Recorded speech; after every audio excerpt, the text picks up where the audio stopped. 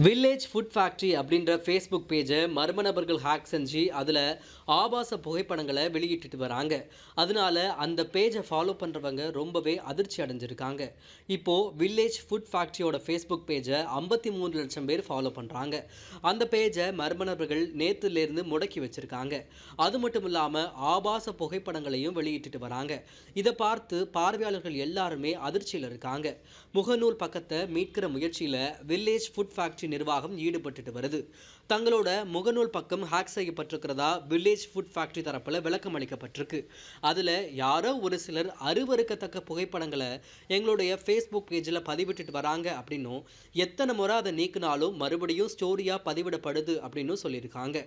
முகநூல் நிர்வாகத்துக்கிட்ட இது தொடர்பாக புகார் அளிக்கப்பட்டிருக்கிறதாவும், பொறுமை காக்கணும், நன்றி அப்படின்னும் பதிவிட்டிருக்காங்க.